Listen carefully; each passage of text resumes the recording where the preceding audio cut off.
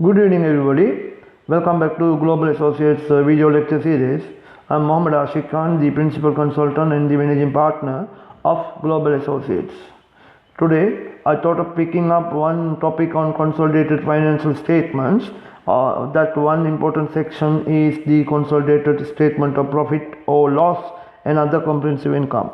I will just pick one basic example in order to begin with in the continuous discussion on the consolidated financial statements.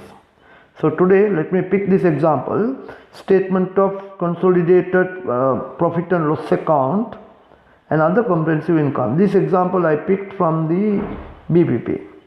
So let's go to the question straight away. Statement of profit or loss and other comprehensive income for the year ended 31st December 2005.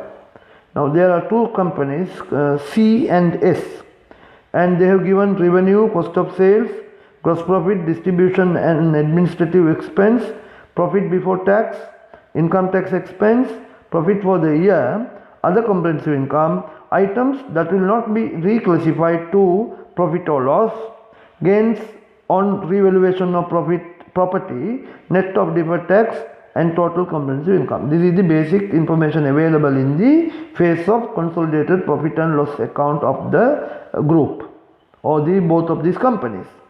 Additional information given: C acquired 80% investment in S on 1 April 2005. That means you should understand that the year end is 31st December 2005.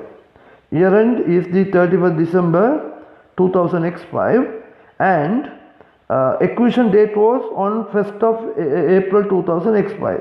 That means this has been acquisition during the year of the financial year. So accordingly, if you really look up on this, so here 1st of January and then 1st of April and 31st December, accordingly the acquisition period is 9 months, and prior to acquisition the pre-acquisition period is 3 months. So that information is vital. And on this acquisition there was a goodwill of 100,000. Because of this acquisition, the goodwill has been already calculated. That goodwill has assumed to be or arrived at 100,000. The fair value of the net asset was deemed to be the same as the carrying amount of the net asset at acquisition. So that is the fair value. There is no fair value adjustment. So based on this information here, so that means there is no fair value adjustment in this question. Impairment review was conducted on 31st December 2005 and it was decided that the goodwill on the acquisition of S was impaired by 10%. Impairment was 10%. On 31st October 2005, S sold goods to C 300,000. S sold goods to C 300,000. Two-thirds of these goods remain in C's inventories. That means the parent company's inventory, and the markup is 25%. Assume that profits and losses, other comprehensive income of S accrue evenly over the year. Prepare the consolidated statement of profit or loss. Now here, now let's go to the answers. So we'll prepare the answer now.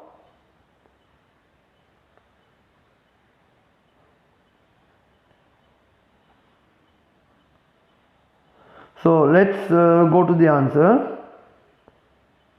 Now if you see here, we have to have the group structure written. So the group structure will be, now if you see here the group structure, the parent company,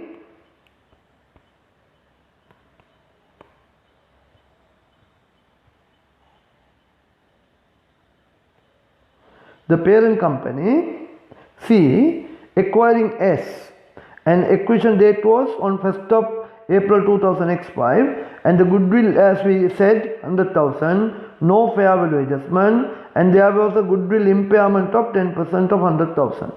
And also there is a timeline. This is the year end date, this is the acquisition date, and this is the beginning of the financial year. So 3 months pre-acquisition, and 9 months post-acquisition period. So we need to split the profit and loss account as to the pre and post. So we will then work out the consolidated profit and loss account here. Now the revenue was given 5,000 and 4,200. 5,000 for the parent, the 4,200 actually is the total for the year. So what you have to do is you need to multiply 9 and divide by 12 in order to arrive the post-acquisition period, that is 3,150. And if you go back to the question, there has been a intercompany transaction of 300,000. Because of this intercompany transaction of 300,000, this 300,000 need to be adjusted in the consolidated profit and loss account. We need to deduct from one company who is selling, and we have to subtract from the cost of one company who is purchasing. So we have to do that. So that exactly why we have subtracted 300,000 here. So accordingly 5,000 plus 3,150 minus 300, we are getting 7,850. And the cost of sales also the same story. They have given here 4,100 for the parent and 3,500 for the subsidiary. So 4,100 we have taken straightforward, no problem. This 3,500, actually what you need to do is 3,500 into 9 over 12. That 3,500 into 9 over 12, you will get 2,625. And then this 300 again need to be subtracted against the cost of sales. Accordingly, you will get 6,425 as the cost of sales. And we need to work out the unrealized profit. Unrealized profit we need to work out here. You see the working that I have done here. 300 is the amount of sales, and they say that 2/3 of the inventory is remaining in the parent company's inventory, and 25% of that is the profit on markup. So accordingly 40 is the unrealized profit. Remember, here the sales actually took place. Sales subsidiary to parent. The sales is subsidiary to parent. That means this is known as upstream sales. In upstream sales, when you have any unrealized profit, that profit need to be adjusted in the parent company to the group share and subsidiary company to the NCI share. In other words, NCI shareholders at NCI percentage. So you need to adjust like that. So accordingly, so later when we attribute the profit, we need to do that working. So now we have calculated 40, and that 40 need to be subtracted here, which we have done. So we arrived the gross profit 900, and then we arriving the subsidiaries profit 525, and the unrealized profit 40, and accordingly 1,385 is the what you call the net answer as the gross profit. Distribution expense, same story. Now let's find out the question. Distribution expense 320 for the parent and 180 for the subsidiary. 380 is straightforward, we can take it there. 180, what you need to do is 180 into 9 over 12. That 9 over 12 is 135. So you get 455 as the total. And then impairment loss. That impairment loss is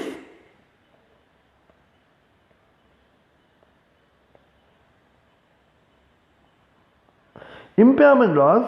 Now that goodwill impairment we have calculated as to 10. So that 10 has to be adjusted here. So you subtract the impairment of 10, so that impairment also goes there. So accordingly now we can calculate the profit before tax. Profit before tax for the parent will be 900 minus 320, which is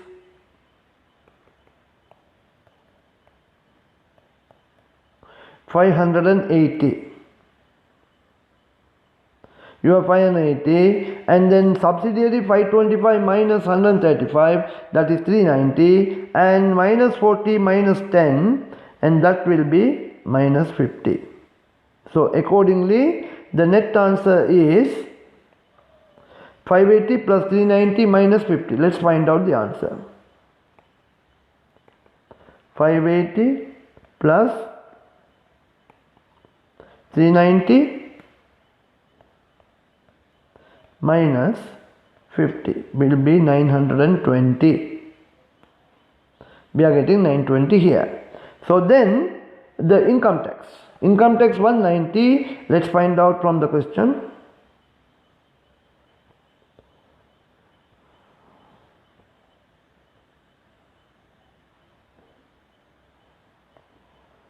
$190 and $160 for the subsidiary. So $190 we have taken, that's fine. And this one, 160 into 9 over 12, that is 120, we have taken that as well. So 190 plus 120 is 310.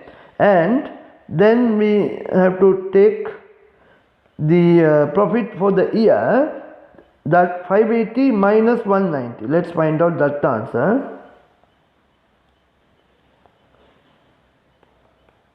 580 minus 190 is 390.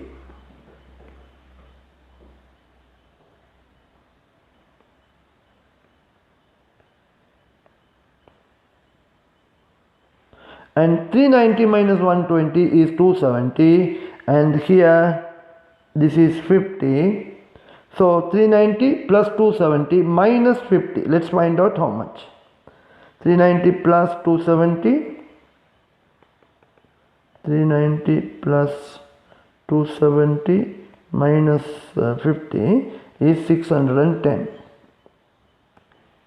So we get that. And then other comprehensive income, the parent company, let's find out from the question, 60 and 40 from the subsidiary. Parent company 60, that's fine. So we have no issues. So we have taken 60 here, and this 30 will be 40 into 9 over 12, that is 30. So 60 plus 30, 90, so 700. Now we have to do a small working on the NCI calculation for the profit and loss purposes.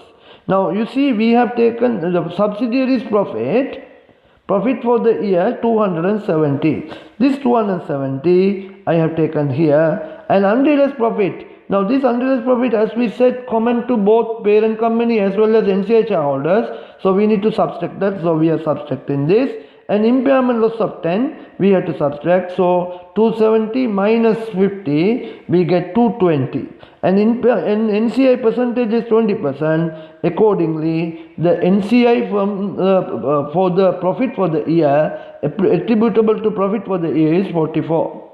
Likewise, total comprehensive income, if you see, the total comprehensive income is 300, and that 300 I have taken here, and again common 40 and 10. So the difference is 250, 20% is 50. Now what we need to do is, we have to work out the profit attributable to parent shareholders and NCI shareholders. Parent shareholders 610, then 44 we have calculated from the profit for the year. So the difference we have to work out. 610 minus 44, which is 566. So which is correct. So we got that. And then total comprehensive income attributable to parent shareholders and NCI shareholders, the 700 is here, and from that 700, 50 we calculated. So this is the balancing figure for the parent shareholders. And thank you very much for watching this video, and please like my videos as well. Please subscribe. channel, press the bell button, and also do share my videos in order to benefit for everyone who is into accounting and finance related studies. Thank you.